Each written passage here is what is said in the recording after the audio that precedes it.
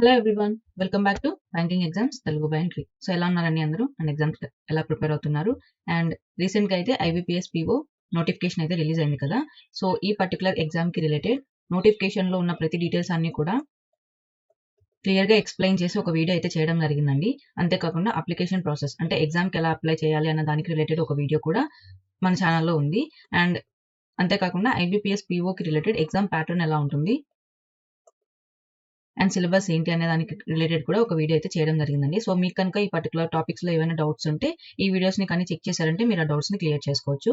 And అంతేకాకుండా 7th ఆగస్ట్న IBPS RRB clerk exam అయితే ఉంది కదా. సో ఎవరైతే ఆ ఎగ్జామ్కి అటెండ్ అవ్వబోతున్నారో అందరికీ కూడా ఆల్ ద బెస్ట్ అండి. టెన్షన్ లేకుండా ఎగ్జామ్ కానీ అటెంప్ట్ చేశారంటే మీరు మంచి స్కోర్ చేయగలుగుతారు. అండ్ ఈరోజు ఈ వీడియోలో ఏంటంటే మనం IBPS PO శాలరీ గురించి ఇంకా జాబ్ ప్రొఫైల్ గురించి డిస్కస్ చేయబోతున్నాము. సో శాలరీలో ఏంటంటే మనం బేసిక్ పే ఎంత ఉంటుంది, గ్రాస్ పే ఎంత ఉంటుంది, ఇన్హాన్స్ శాలరీ ఎంత వస్తుంది, అండ్ మనకున్న అలవెన్సెస్ ఏంటి, డిడక్షన్స్ ఏంటి, ఇవన్నీ కూడా డిస్కస్ చేసుకుందాము. వేరే జాబ్ ప్రొఫైల్లో చూసుకుంటే మనం పిఓగా జాయిన్ అయితే మనకున్న వర్క్స్ ఏంటి, రెస్పాన్సిబిలిటీస్ ఏంటి, అండ్ ప్రమోషన్ గ్రోత్ ఎలా ఉంటుంది, ఇవన్నీ కూడా డిస్కస్ చేసుకుందాము. సో ప్రెసెంట్ ఫస్ట్ అయితే మనం IBPS PO శాలరీ గురించి డిస్కస్ చేసుకుందామండి.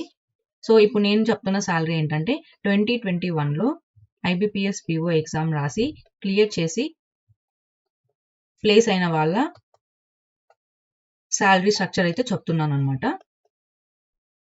సో ఈ పర్టికులర్ శాలరీ స్ట్రక్చర్ వచ్చి యూకో బ్యాంక్ రిలేటెడ్ అండి.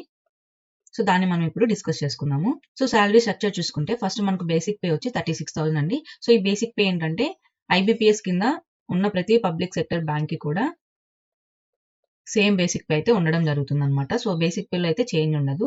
అండ్ నెక్స్ట్ స్పెషల్ అలవెన్స్ చూసుకుంటే 5,904 రూపీస్ అండ్ డిఎన్ఎస్ అలవెన్స్ చూసుకుంటే 11,894 రూపీస్. హౌస్ రెంట్ అలవెన్స్ వచ్చి 2,520 రూపీస్ అండ్ స్పెషల్ అలవెన్స్ పైన మళ్ళీ మనకు డిఎన్ఎస్ అలవెన్స్ కూడా ప్రొవైడ్ చేయడం జరుగుతుంది. సో ఆ అమౌంట్ వచ్చి 2,148 రూపీస్ అండ్ లెర్నింగ్ అలవెన్స్ అని ఒక 600 రూపీస్ అయితే ప్రొవైడ్ చేయడం జరుగుతుంది. సిటీ కంపెన్సేటరీ అలవెన్స్ అని ఒక 700 రూపీస్ అయితే ప్రొవైడ్ చేయడం జరుగుతుంది. సో ఇవన్నీ కంబైన్డ్ గా చూసుకుంటే మనకు గ్రాస్ పే వచ్చి 59,767 రూపీస్ అనమాట.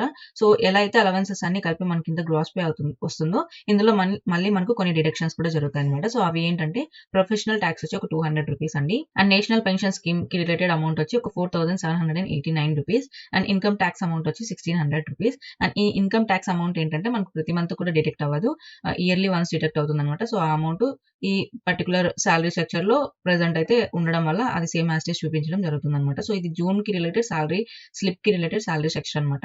సో ఈ డిడక్షన్స్ అన్ని పోను మనకి ఇన్ టోటల్ 53,177 రూపీస్ అయితే ఇన్ హ్యాండ్ శాలరీ వస్తుందండి. సో ఇది present IBPS PO salary structure అనమాట. అండ్ ఈ శాలరీ స్ట్రక్చర్ అనేది మనం అన్ని పబ్లిక్ సెక్టర్ బ్యాంక్స్ కి కూడా సేమ్ ఉంటుందని ఎక్స్పెక్ట్ చేయలేము. బట్ బేసిక్ పే వరకు మాత్రం సేమ్ ఉంటుందండి. అండ్ ఏరియాని బట్టి కూడా మనకు ఇన్హాన్స్ శాలరీ అనేది చేంజ్ అవ్వచ్చు. అండ్ అలవెన్సెస్ కానీ డిడక్షన్స్ కానీ ఏవైతే చూసామో అవి కూడా ఏరియాని బట్టి బ్యాంక్ ని బట్టి చేంజ్ అవ్వచ్చు అనమాట. సో IBPS కింద పబ్లిక్ సెక్టర్ బ్యాంక్స్ చాలా ఉంటాయి కదా. సో ఈచ్ బ్యాంక్ ని బట్టి మనకు ఇన్హాన్స్ శాలరీ అనేది రావడం జరుగుతుంది. బట్ బేసిక్ పే మాత్రం సేమ్ ఉంటుందండి. అండ్ ఈ పర్టికులర్ అలవెన్సెస్ డిడక్షన్స్ కాకుండా మళ్ళీ మనకు అలవెన్సెస్ లోనే పెట్రోల్ అలవెన్స్ అని, పేపర్ అలవెన్స్ అని, ట్రాన్స్పోర్ట్ అలవెన్స్ అని ఇవన్నీ కూడా ప్రొవైడ్ చేయడం జరుగుతుంది. అంతేకాకుండా మనకు ఫర్నిచర్ అలవెన్స్ అని, మెడికల్ అలవెన్స్ ఇవన్నీ కూడా ప్రొవైడ్ చేయడం జరుగుతుందండి. సో ఇవన్నీ కూడా మనకు పర్టికులర్ బ్యాంక్స్ ని బట్టి చేంజెస్ ఉంటాయి. బట్ ఇవి కూడా మనకు ప్రొవైడ్ చేయడం జరుగుతుంది. సో చేంజెస్ ఉంటాయి కాబట్టి నేను వీటి గురించి కరెక్ట్ గా చెప్పలేను. బట్ ఇవి మాత్రం మాక్సిమం అన్ని బ్యాంక్స్ కి కూడా సేమ్ ఉండొచ్చు. బేసిక్ పే అయితే ఖచ్చితంగా 36,000 ఉంటుందండి. సో ఇదనమాట IBPS PO కి related salary structure. And next అయితే మనం ఈ పర్టికులర్ శాలరీకి రిలేటెడ్ బెనిఫిట్స్ అండ్ డిడక్షన్స్ ఏవైతే ఉన్నాయో వాటికి రిలేటెడ్ పర్సంటేజెస్ అంటే బేసిక్ పే నుంచి ఎంత పర్సంటేజ్ అవి మనకు ప్రొవైడ్ చేయడం కానీ డిడక్ట్ చేయడం కానీ జరుగుతుందో చూద్దామండి. సో నేనేంటంటే అన్ని బ్యాంక్స్ కి కామన్ గా ఉన్న డిడక్షన్స్ కానీ బెనిఫిట్స్ కానీ చెప్తున్నాను. సో ఆ పర్సెంటేజెస్ వరకు చెప్తున్నాను అనమాట. సో స్పెషల్ అలవెన్స్ రేట్ వచ్చి 16.40% అండి. సో బేసిక్ పేలో ఇంత పర్సెంటేజ్తో మనకు స్పెషల్ అలవెన్స్ అయితే ప్రొవైడ్ చేయడం జరుగుతుంది. అండ్ డిఎన్ఎస్ అలవెన్స్ వచ్చి 33.04%. అండ్ హౌస్ రెంట్ అలవెన్స్ వచ్చి మనకు అరౌండ్ 7% అనేది ఉంటుంది అనమాట. సో హౌస్ రెంట్ అలవెన్స్ అయితే కూడా చేంజ్ అవుతూ ఉండొచ్చు. అండ్ ప్రొఫెషనల్ ట్యాక్స్ అయితే 200 ప్రతి బ్యాంక్ కి కూడా 200 ఉంటుందండి. 208 ఉండొచ్చు, కొన్నిటికి 208 ఉంది, కొన్నిటికి 200 ఉంది. అండ్ నేషనల్ పెన్షన్ స్కీమ్ వచ్చి 13.30%. అండ్ ఇన్కమ్ ట్యాక్స్ వచ్చి 4.44%. సో ఇవి సమ్ బెనిఫిట్స్ అండ్ డిడక్షన్స్ కి రిలేటెడ్ పర్సంటేజెస్ అనమాట. అండ్ నెక్స్ట్ అయితే మనం సాలరీ ఇంక్రిమెంట్ జరిగితే అది ఎలా ఉంటుంది అనేది ఒకసారి చెక్ చేద్దాము. సో ఫస్ట్ మనకు బేసిక్ పే 36,000 కదా. సో జాయిన్ అయినప్పుడు ఇది ఫస్ట్ బేసిక్ పే ఉంటుందండి. సో దీనికి మళ్ళీ ఫస్ట్ ఇంక్రిమెంట్ 980 రూపీస్ ప్రొవైడ్ చేస్తారు. అది 7 ఇయర్స్ వరకు ఉంటుంది. సో ఇలా 7 ఇయర్స్ తర్వాత 980 ఇంక్రీజ్ చేస్తూ వస్తే మనకు 7 ఇయర్స్ తర్వాత వచ్చే బేసిక్ పే వచ్చి 42,860 రూపీస్ అనమాట. సో ఈ బేసిక్ పే తర్వాత మనకు సెకండ్ ఇంక్రిమెంట్ అయితే స్టార్ట్ అవుతుంది. అప్పుడు 1145 రూపీస్ ఇంక్రిమెంట్ చేస్తారు. అది 2 ఇయర్స్ చేస్తారనమాట. సో 2 ఇయర్స్ తర్వాత మనకు నెక్స్ట్ వచ్చే బేసిక్ పే ఎంత అంటే 45,150 రూపీస్. సో ఈ అమౌంట్ రీచ్ అయిన తర్వాత మనకు థర్డ్ ఇంక్రిమెంట్ అయితే స్టార్ట్ అవుతుంది. అండ్ ఈ ఇంక్రిమెంట్ వచ్చి 1310 రూపీస్ అనమాట. సో ఇంత అమౌంట్ మనకు 7 ఇయర్స్ వరకు కూడా ఇంక్రిమెంట్ చేస్తూ వస్తారు. సో 7 ఇయర్స్ తర్వాత మనకు వచ్చే బేసిక్ పే ఎంత అంటే 54,320 రూపీస్. సో మనకు కొన్ని స్టాగ్నెంట్ లెవెల్ ఉంటుంది కదా. సో ఆ లెవెల్కి వచ్చేంత వరకు కూడా ఇలా ఇంక్రిమెంట్స్ జరుగుతుంటాయి. సో ఆ పర్టికులర్ లెవెల్కి వచ్చినాక ఇంక్రిమెంట్స్ అయితే స్టాప్ అవుతాయి అనమాట. అండ్ ఇక్కడ చూసుకుంటే ఇవి ఓన్లీ బేసిక్ పేస్ అండి.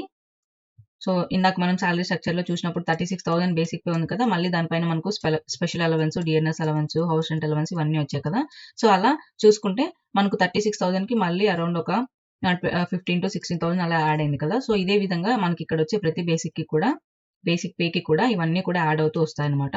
సో అప్పుడు ఏంటి, ఈ బేసిక్ పేతో పాటు మళ్ళీ మనకు అరౌండ్ ఒక 10 to అంటే ఈ పర్టికులర్ బేసిక్ పే పైన మళ్ళీ మనకి ఇంక్రీజ్ అవుతూ వస్తాయి కదా.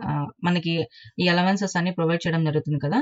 సో అప్పుడు ఎలా అయితే బేసిక్ పే ఇంక్రీజ్ అయిందో అలవెన్సెస్ కూడా ఇంక్రీజ్ అవుతూ వస్తాయి.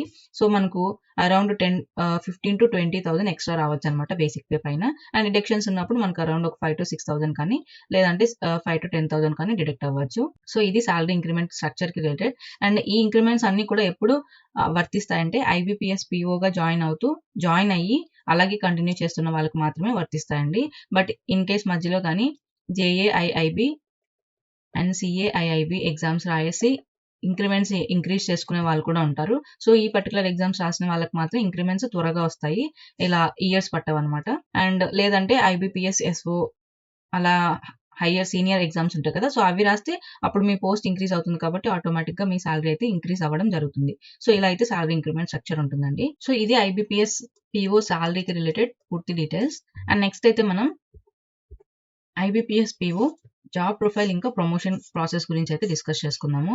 సో ఫస్ట్ అయితే రోల్స్ అండ్ రెస్పాన్సిబిలిటీస్ చూద్దాము. సో IBPS PO గా జాయిన్ అయితే మీరు చేయాల్సిన వర్క్స్ ఏంటి. సో మీకు ట్రైనింగ్ పీరియడ్ లో ఏంటంటే మల్టిపుల్ ఆపరేషన్స్ పర్ఫామ్ చేయడానికి మీకు ట్రైనింగ్ అయితే ఇవ్వడం జరుగుతుంది. Like finance related, billing related, collection related, accounting related, revenue related, investment related. So ఇలా ఈ పర్టికులర్ సెక్టర్స్ లో మీరు ఆపరేషన్స్ ని చేయడానికి మీకు ట్రైనింగ్ అయితే ప్రొవైడ్ చేయడం జరుగుతుంది అనమాట. సో ఈ ట్రైనింగ్ ని బట్టి మీరు IBPS PO గా జాయిన్ అయితే మీరు ఏంటంటే కస్టమర్స్ కి రిలేటెడ్ క్వైరీస్ అయితే రిజాల్వ్ చేయాల్సి ఉంటుంది. అండ్ మీ బ్రాంచ్ యాక్టివిటీస్ కి రిలేటెడ్ మెయింటెనెన్స్ కానీ సూపర్విజన్ కానీ మీరు చేయాల్సి ఉంటుంది. అంతేకాకుండా public relations, addressing issues and complaints of customers, అంటే కస్టమర్స్ కి రిలేటెడ్ ఏవైనా ఇష్యూస్ ఉన్నా కూడా, కంప్లైంట్స్ ఉన్నా కూడా, వాళ్ళకి రిలేటెడ్ ఏమైనా డౌట్స్ ఉన్నా మీరు క్లారిఫై చేయాల్సి ఉంటుంది. అండ్ డైలీ కస్టమర్స్ కి రిలేటెడ్ ట్రాన్సాక్షన్స్ అన్ని చూసుకోవాల్సి ఉంటుంది. ఇంకా లోన్స్ ఏమైనా ఉంటే అలాంటి ప్రాసెస్ చేయాల్సి ఉంటుంది. ఇంకా బ్యాంక్ బ్రాంచ్ కి న్యూ బిజినెసెస్ ఏమైనా ఉంటే మీరు వాటిని ఇంప్లిమెంట్ చేసేలాగా మీరు వర్క్ అయితే చేయాల్సి ఉంటుంది. సో ఇవి different roles of IBPS PO అండి. అండ్ నెక్స్ట్ అయితే మనం ప్రమోషన్ గురించి డిస్కస్ చేసుకుందాము. సో ప్రమోషన్ ప్రాసెస్ జనరల్ గా అన్ని పబ్లిక్ సెక్టర్ బ్యాంక్స్ కూడా అండర్ IBPS ఒకటి నార్మల్ ప్రాసెస్ ని, ఒకటి మెరిట్ బేస్డ్ ప్రాసెస్ అయితే ఫాలో అవుతాయి అనమాట. సో మెరిట్ బేస్డ్ ప్రాసెస్ గురించి నేను ఆల్రెడీ SBI క్లర్క్ కానీ IBPS క్లర్క్ కానీ వీటిన్నిటిలో చెప్పినాను. RRB క్లర్క్ అన్నిటికీ కూడా సేమ్ ఉంటుంది. ఇక్కడ కూడా JAIIB అండ్ CAIIB ఎగ్జామ్స్ రాసి కానీ వాటిని క్లియర్ చేస్తే మీకు సాలరీ ఇంక్రిమెంట్ తో పాటు ప్రమోషన్ ఛాన్సెస్ కూడా ఉంటాయన్నమాట. సో ఎవరైతే మెరిట్ బేస్డ్ ప్రాసెస్ పైన వెళ్ళాలి అనుకుంటున్నారో ఆ పర్టికులర్ పర్సన్స్ ఈ 2 ఎగ్జామ్స్ ని క్లియర్ చేయాల్సి ఉంటుంది. సో వీటి గురించి నేను ఆల్రెడీ ఓల్డ్ వీడియోస్ లో చెప్పినాను. మీకు డౌట్స్ ఉంటే వాటిని మీరు రిఫర్ చేయొచ్చు. అండ్ నార్మల్ ప్రాసెస్ అయితే ప్రతి బ్యాంక్ కూడా ఫాలో అవుతుందండి. సో ఈ నార్మల్ ప్రాసెస్ ఏంటి అనేది ఒకసారి చూద్దాము. సో మనకి ఇక్కడ ప్రమోషన్ తో పాటు సాలరీ కూడా ఇంక్రీజ్ అవుతుంది కదా. సో అవి ఎలా ఏంటి, ఈచ్ ప్రమోషన్ ఏ స్కేల్ కింద వస్తుందో చూద్దాము. సో వన్స్ మీరు ప్రొబేషనరీ ఆఫీసర్ గా జాయిన్ అయ్యారంటే మిమ్మల్ని నెక్స్ట్ మిడిల్ మేనేజర్ పోస్ట్ కి ప్రమోట్ చేయడం జరుగుతుంది. సో ఇది గ్రేడ్ స్కేల్ 2 కింద వస్తుంది అనమాట. అండ్ ఇక్కడ మీకు బేసిక్ పే అనేది 31,000 నుంచి 45,000 వరకు ఇంక్రీజ్ అవ్వడం జరుగుతుంది. అండ్ దీని తర్వాత నెక్స్ట్ మీరు సీనియర్ మేనేజర్ గా ప్రమోట్ చేయడం జరుగుతుంది. అండ్ ఇది అండర్ గ్రేడ్ స్కేల్ 3 వస్తుంది. అండ్ ఇక్కడ శాలరీ వచ్చి 42,000 నుంచి 51,000 వరకు కూడా ఇంక్రిమెంట్ అయితే ఉంటుందన్నమాట. అండ్ నెక్స్ట్ మీరు చీఫ్ మేనేజర్ గా ప్రమోట్ చేయడం జరుగుతుంది. అండ్ ఇక్కడ ఇది వచ్చి మనకు అండర్ గ్రేడ్ స్కేల్ 4 కింద వస్తుంది అనమాట. అండ్ ఇక్కడైతే 50,000 నుంచి 59,000 వరకు కూడా సాలరీ ఇంక్రిమెంట్ అయితే ఉంటుందండి. అండ్ నెక్స్ట్ వచ్చి అసిస్టెంట్ జనరల్ మేనేజర్ గా ప్రమోట్ చేయడం జరుగుతుంది. అండ్ ఇది వచ్చి గ్రేడ్ స్కేల్ 5 కింద వస్తుంది. అండ్ ఇక్కడైతే 59,000 నుంచి 66,000 వరకు కూడా ఇంక్రిమెంట్స్ అయితే ఉంటాయి. సో మనకు ఈచ్ స్కేల్ కింద ఈచ్ ప్రమోషన్ మీరు చెక్ చేయొచ్చు. సో ఇలా మనకు గ్రేడ్ స్కేల్ 6 అని 7 అని ఇవన్నీ కూడా ఉంటాయి. సో అండర్ ఈచ్ స్కేల్ మనకు ఒక్కొక్క ప్రమోషన్ అయితే ప్రొవైడ్ చేయడం జరుగుతుంది. సో ఆ పర్టికులర్ ప్రమోషన్ కి సాలరీ ఇంక్రిమెంట్ కూడా ఉంటుందన్నమాట. సో ఇలా అయితే మనకు నార్మల్ ప్రాసెస్ కింద ప్రమోషన్స్ అయితే ఉంటాయి. సో ఇలా మీరు పీఓతో స్టార్ట్ చేస్తే ఎక్కడి వరకు ప్రమోట్ అవ్వచ్చు అనేది కూడా ఒకసారి చూద్దాము. సో ఇలా మీరు పీఓగా జాయిన్ అయితే నెక్స్ట్ మీరు మిడిల్ మేనేజర్ గా ప్రమోట్ అవ్వచ్చు. అండ్ దెన్ సీనియర్ మేనేజర్ గా, and then chief manager, and then assistant general manager, and then deputy general manager, and then general manager, next executive director, chairman, and final గా managing director. So ఈ విధంగా మీరు పీఓగా join అయితే managing director వరకు కూడా మీరు నార్మల్ ప్రాసెస్ ద్వారా ప్రమోషన్ అనేది పొందొచ్చు అనమాట. సో ఈ విధంగా అయితే నార్మల్ ప్రాసెస్ కింద ప్రమోషన్ స్ట్రక్చర్ అయితే ఉంటుందండి. అండ్ ఇదండి ఇవాళ వీడియోకి రిలేటెడ్ ఆల్ డీటెయిల్స్ అన్ని కూడా. సో మీకు కనుక ఈ వీడియో నచ్చింటే తప్పకుండా మన channel banking exams Telugu by ఎంట్రీని సబ్స్క్రైబ్ చేసుకోండి. అలాగే ఇలాంటి మరిన్ని ఇన్ఫర్మేటివ్ వీడియోస్ కోసం తప్పకుండా మన ఛానల్ని రెగ్యులర్ గా ఫాలో అవ్వండి. And thank you for watching the video.